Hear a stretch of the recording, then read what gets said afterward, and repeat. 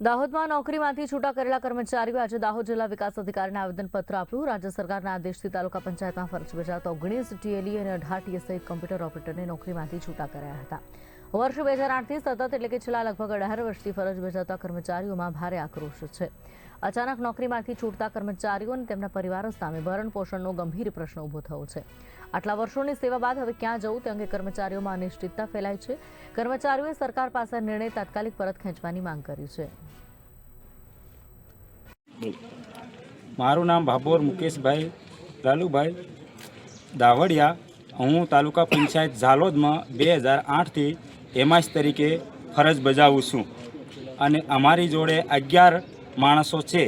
જિલ્લા પંચાયતના અને તાલુકા તમામ 9 તાલુકા પંચાયતમાં થઈને 11 માણસ છે, જેમે અમે બધા 2008થી ફરજ બજાવીએ છીએ અને કોઈ પણ કામગીરી ઈ ગ્રામમાં આવે એ અમે બધી કરીએ છીએ। છતાં બી અમને ઓસિંતું અત્યારે 2 દિવસ થયા છૂટા કરવાનો ઓર્ડર આપેલ છે, જે અમે જાણ્યું છે। તો આ અમને અમારા ભવિષ્યનું શું થશે એ અમને માહિતી નથી, જેથી કરીને અમને પરત લેવા વિનંતી છે।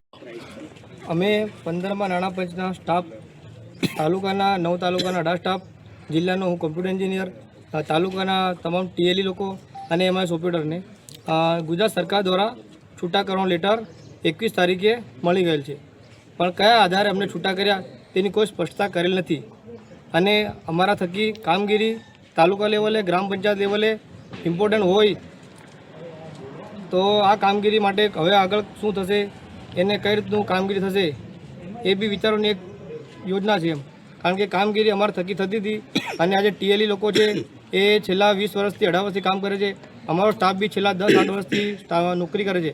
ઘણા લોકોની વય મર્યાદા પણ વટી ગઈ છે, તો હવે એ લોકોનું શું? અને અમારો આજે 7-8 વર્ષથી અમે જોબ કરીએ છીએ, તો હવે અમારું આગળનું ભવિષ્યનું શું?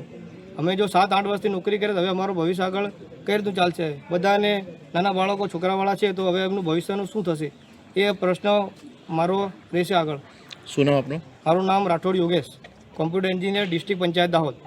ઓકે, આજ રોજ ડીડીઓ સાહેબને એટલા માટે અમે આવેદન આપવા આવ્યા છે કે દાહોદ જિલ્લાના 19 ટીએલઈ અને 18 ટીએ પછી મેન પાવર તાલુકા ઓપરેટર એ અમને અચાનક જાણ કર્યા વગર ગુજરાત સરકાર દ્વારા છૂટા કરવા માટે કંપની થ્રુથી મેલ આવી ગયો છે અમને, અને આગળથી પણ અમને 2 દિવસ પહેલાં જાણ મળી ગઈ હતી કે અમને આ લોકોને છૂટા કરવામાં આવેલ છે અને અમારી ટીએલઈની પોસ્ટ એકદમ જાણ કર્યા વગર નાબૂદ કરી દીધી છે।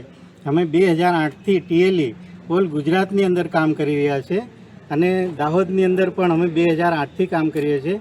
આજે 17-18 વર્ષથી અમે નોકરી કરીએ છીએ અને અચાનક જાણ કર્યા વગર ગુજરાત સરકાર દ્વારા અમને છૂટા કરવાનો લેટર મોકલ્યો છે કંપની થ્રુ।